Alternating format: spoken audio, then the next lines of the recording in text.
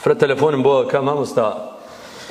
مێردەکە مرتد و کافر بۆتەوە بەڵام مشکلێک کافر چۆن مشکلی خوش کافر مسلمان حلال نییە باشە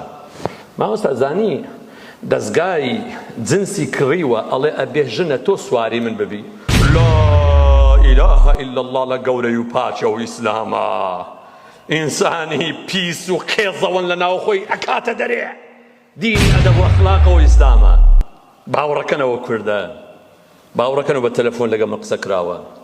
لا حول ولا قوة إلا بالله كفترة قورا تشي بسرده كفترة قورا تشي بسرده جاء بش لو دينا كان خواهي بيربانا فرمي والذين استجابوا لربهم أواني كولام إخوانا وأقاموا الصلاة نيج أخوانا نيج أخوانا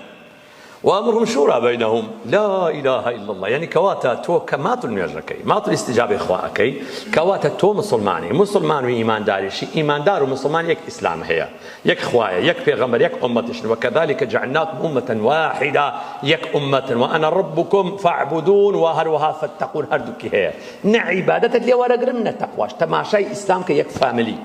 لا إله إلا الله بۆیە ئەگەر کێشەیەک هات ئەو کێشەیە ئەگەر تایبەت نەبوو عیلاقەی بە کۆمەڵگە و دەوروبەر و دراوسێ و خوێندن و مزگەوت و ئەوانە بوو شوڕا بکە پرسوڕا بکە بۆ خۆ بەناو مەکەوە بە تایبەتی ئەموری دینی یعنی خوا لێرە چمان پێ فەرمووە ئەمڕهم شوڕا بەینەهم یعنی ئیدەن ئومەتی محەممەد ئەوانەی ئیستیجابەی خوا ئەکەن ئەمانە یەک فاملین یەک فاملی ئەمانە دائەنیشن چۆن خوا لە خۆ ڕازی بکەن قیامەتەکەوە دەست بێنن تەماشای ئیسلامەکە نە من کوردمەوە عەرەبەوە تورکەوە فارس ئەمە نییە ئەمە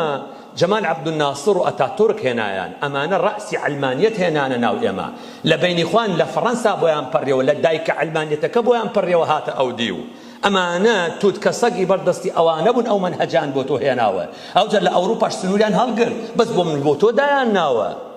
قوم و قومیەتی ئەوان دروستیان کردووە هەرچی باسی قومیەتیش دەکە جاشی کوڕی جاشە حزبەکەی دژمنەکەی خۆی دایناوە چێنە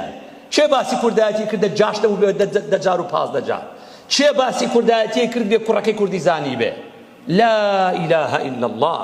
لا إله شەرمەکەن زلی کوردیان لەبەرابێ ئیسلامەکەیە بە دین و بە کورد ئەتێڵێتەوە وكذلك جعلناكم شعوبا وقبائل تعارفوا ئەوە ئینکاری ئاەتی خوا ناکا هەر بە کوردی ئەمێنێتەوە کورد دەبێ ئیسلامە پێی ئەڵێ ئیسلامە پێی ئەڵێ إنا لله وإنا إليه راجعون